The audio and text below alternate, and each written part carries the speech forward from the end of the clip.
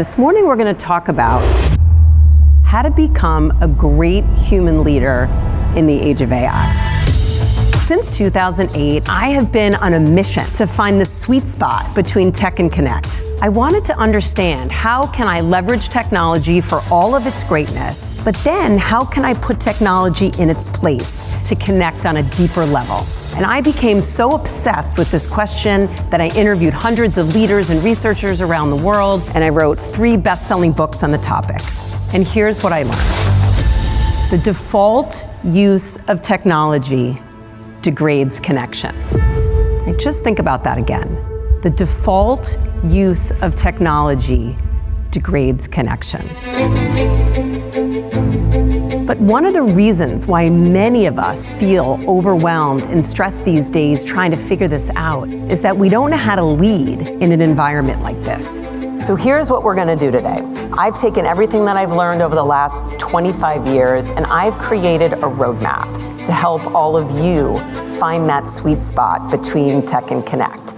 If you lean in and actually apply what I'm going to teach you today, you are going to be the kind of leader who can create connections with the people on your team and leverage technology so that they can become the best version of themselves. All right, so let's get to it.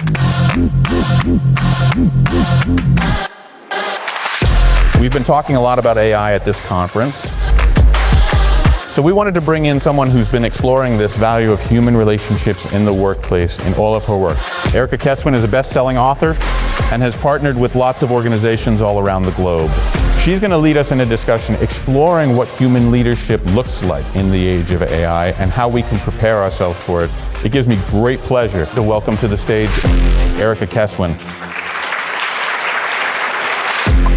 So what are great human leaders? Great human leaders do 3 things exceptionally well.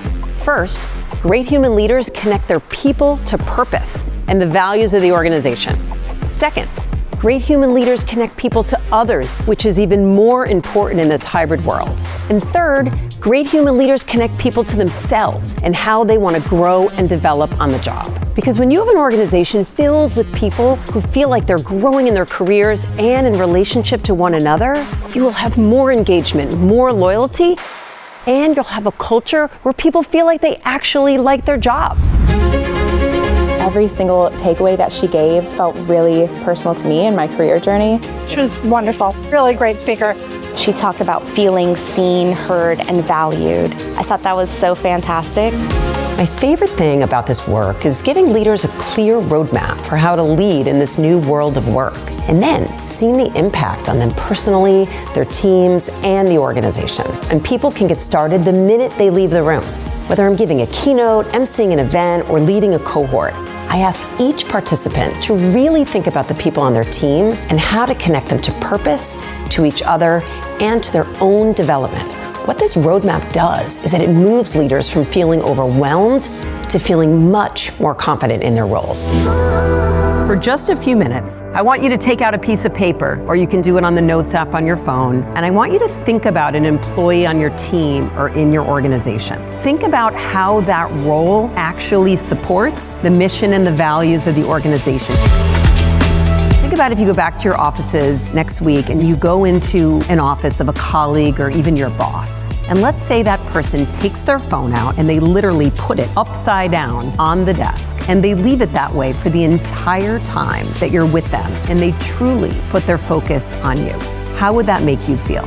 You would feel seen, you would feel valued, you would feel cared for.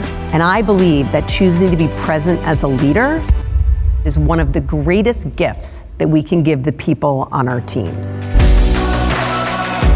Every single person on their team wants to know their work has purpose. They want to feel connected to the people they work with, and they want to know that their manager cares about them.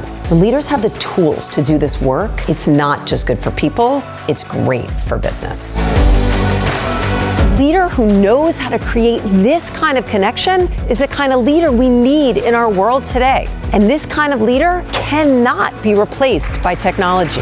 And I know that every single one of you in this room can be that kind of leader.